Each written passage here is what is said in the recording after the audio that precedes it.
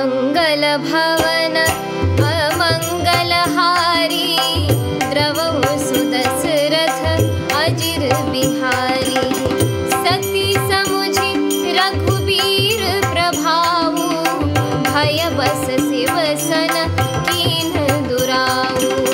कछु न परिछालीनि गोसाई, कीन्ह प्रणाम तुम्हारी नाई।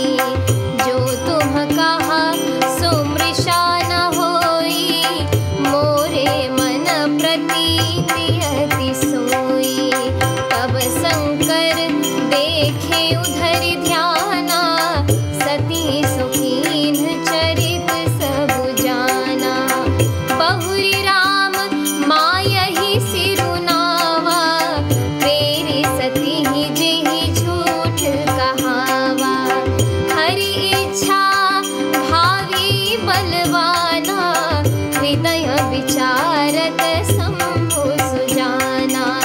सती कीन्ह सीता कर बेशा, शिव उर भयउ विषाद विशेषा।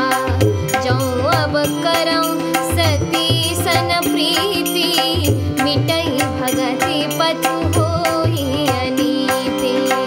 मंगल भवन अमंगलहारी, द्रवहु सुदशरथ अजिर बिहारी। परम पुनीत न जाई तजी, किए प्रेम बड़ पापू। प्रगति न कहत महेशु कछु, हृदयाधिक संतापु। मंगल भवन अमंगलहारी, द्रवहु सुदशरथ अजिर बिहारी। तब शंकर प्रभु पद सिरुनावा, सुमिरत राम हृदय अस आवा। एहि तन सती भेंट मोहि नाहि, शिव संकल्प कीन्ह मन माहि। अस विचारि शंकरु मति धीरा, चले भवन सुमिरत रघुबीरा। चलत गगन भय गिरा सुहाई, जय महेश भली भगति दृढ़ाई। असपन तुम बिनु करई को आना, राम भगत समरथ भगवाना। सुनि नभ गिरा सती उर सोचा, पूछा शिवहि समेत सकोचा। कीन्ह कवन पन कहु कृपाला, सत्य धाम प्रभु दीन दयाला।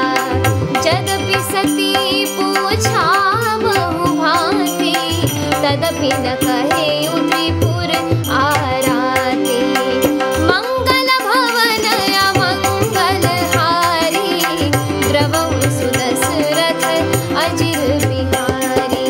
सती हृदय अनुमान किया, सब जानियु सर्वज्ञ। कीन्ह कपटु मैं शंभु सना, नारी सहज जड़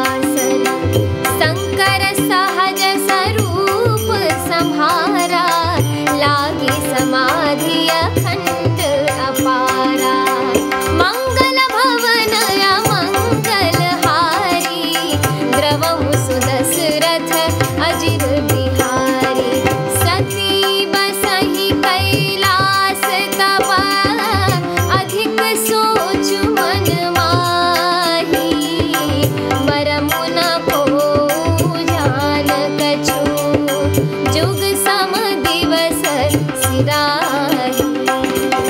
मंगल भवन अमंगल हारी, द्रवहु सुदशरथ अजिर बिहारी।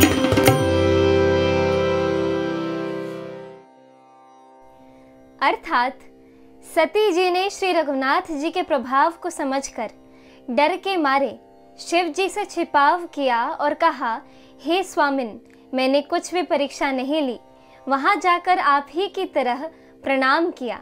आपने जो कहा वह झूठ नहीं हो सकता, मेरे मन में यह बड़ा पूरा विश्वास है।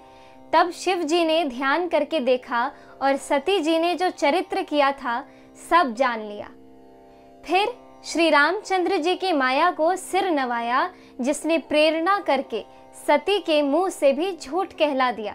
सुजान शिव जी ने मन में विचार किया कि हरि की इच्छा रूपी भावी प्रबल है। सती जी ने सीता जी का वेश धारण किया। यह जानकर शिव जी के हृदय में बड़ा विषाद हुआ। उन्होंने सोचा कि यदि मैं अब सती से प्रीति करता हूँ तो भक्ति मार्ग लुप्त हो जाता है और बड़ा अन्याय होता है। सती परम पवित्र है, इसलिए इन्हें छोड़ते भी नहीं बनता और प्रेम करने में बड़ा पाप है। प्रकट करके महादेव जी कुछ भी नहीं कहते, लेकिन उनके हृदय में बड़ा संताप है। तब शिव जी ने प्रभु श्री रामचंद्र जी के चरण कमलों में सिर निवाया और श्री राम जी का स्मरण करते ही उनके मन में यह आया कि सती के इस शरीर से मेरी पति पत्नी रूप में भेंट नहीं हो सकती, और शिव जी ने अपने मन में यह संकल्प कर लिया। स्थिर बुद्धि शंकर जी ऐसा विचार कर श्री रघुनाथ जी का स्मरण करते हुए अपने घर यानी कैलाश की ओर चले। चलते समय सुंदर आकाशवाणी हुई कि हे महेश, आपकी जय हो, आपने भक्ति की अच्छी दृढ़ता की।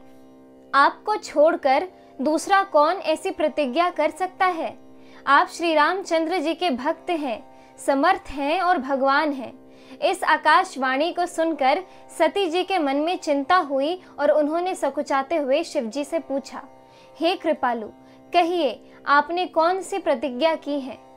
हे प्रभु, आप सत्य के धाम और दीन दयालु हैं। यद्यपि सती जी ने बहुत प्रकार से पूछा, परंतु त्रिपुरारी शिव जी ने कुछ न कहा। सती जी ने हृदय में अनुमान किया कि सर्वज्ञ शिव जी सब जान गए। मैंने शिव जी से कपट किया। स्त्री स्वभाव से ही मूर्ख और बेसमझ होती है। प्रीति की सुंदर रीति देखिए कि जल भी दूध के साथ मिलकर दूध के समान भाव बिकता है, परंतु फिर कपट रूपी खटाई पड़ते ही पानी अलग हो जाता है, दूध फट जाता है और स्वाद यानी प्रेम जाता रहता है। अपनी करनी को याद करके सती जी के हृदय में इतना सोच है और इतनी अपार चिंता है कि जिसका वर्णन किया ही नहीं जा सकता। उन्होंने समझ लिया कि शिव जी कृपा के परम अथाह सागर हैं। इससे प्रकट में उन्होंने मेरा अपराध नहीं कहा। शिव जी का रुख देखकर सती जी ने जान लिया कि स्वामी ने मेरा त्याग कर दिया है। वे हृदय में व्याकुल हो उठी। अपना पाप समझकर कुछ कहते नहीं बनता, परंतु हृदय भीतर ही भीतर कुम्हार के आंवे के समान अत्यंत जलने लगा। वृषकेतु शिव जी ने सती जी को चिंता युक्त जानकर उन्हें सुख देने के लिए सुंदर कथाएं कही।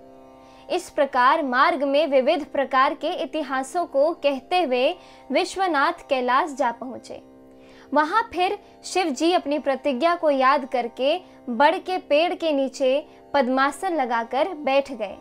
शिव जी ने अपना स्वाभाविक रूप संभाला। उनकी अखंड और अपार समाधि लग गई। तब सती जी कैलाश पर रहने लगी। उनके मन में बड़ा दुख था। इस रहस्य को कोई कुछ भी नहीं जानता था। उनका एक एक दिन युग के समान बीत रहा था। इस एपिसोड में इतना ही। आगे की कथा सुनने के लिए कृपया मेरे YouTube चैनल से जुड़े रहें। धन्यवाद।